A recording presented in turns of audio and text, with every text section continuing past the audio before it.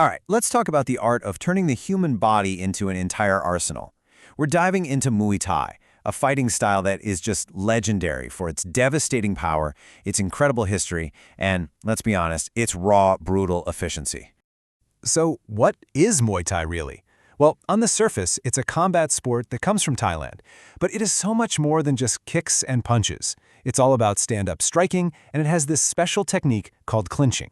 Now, clinching is this incredibly brutal, up-close and personal form of grappling while you're still standing, and it's where some of the most devastating attacks happen.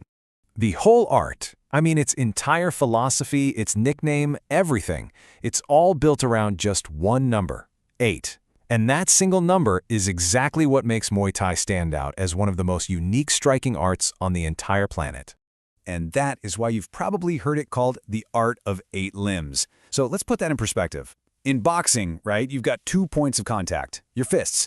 In most styles of kickboxing, you've got 4, your fists and your feet. But Muay Thai, it literally doubles that. We're talking fists, elbows, knees, and shins.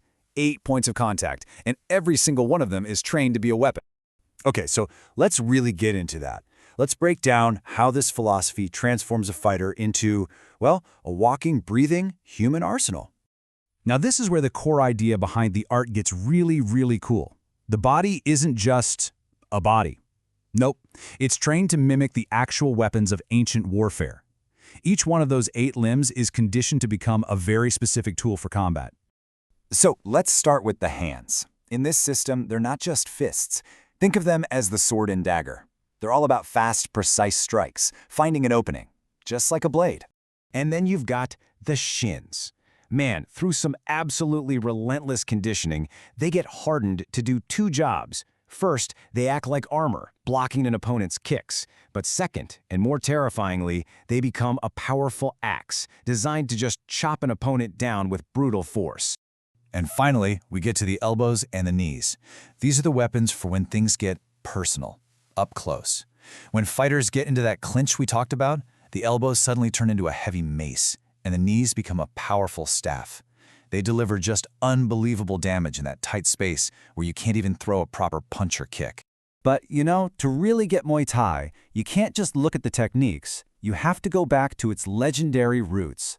Because this isn't just a sport. It's a massive piece of Thailand's national identity. And the story of one man, Nai Kanom Tom, is a huge, huge reason why. So, let's set the scene. The year is 1767. The ancient capital of Siam, Ayutthaya, has just fallen. Thousands of Siamese people are taken prisoner by the invading Burmese army, and among them is a boxer named Nai Kanom Tom. So the Burmese king offers Nai Kanom Tom a deal, a chance to fight for his freedom against Burma's #1 champion.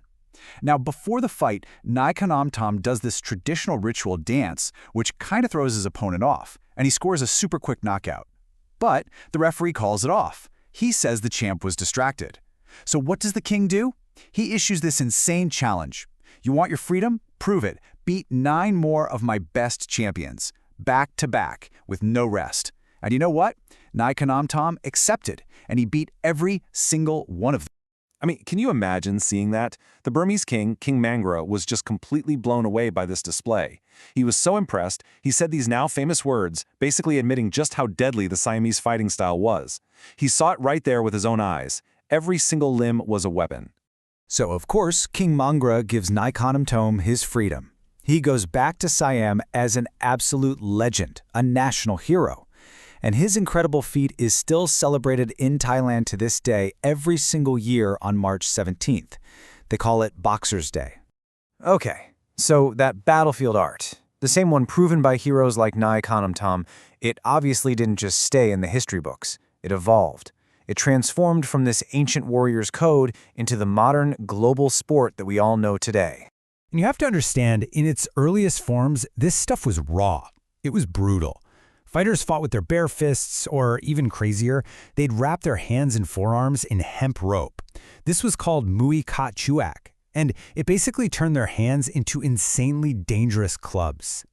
But then, the early 20th century came along and brought some huge changes. The actual name Muay Thai started being used around 1913. They started building proper rings. King Rama VII really pushed for official rules, with referees and timed rounds. But the biggest game changer? It actually came after a fighter died in the ring. After that tragedy, padded gloves officially replaced those dangerous rope bindings, and that's really what turned the art into the sport we recognize today.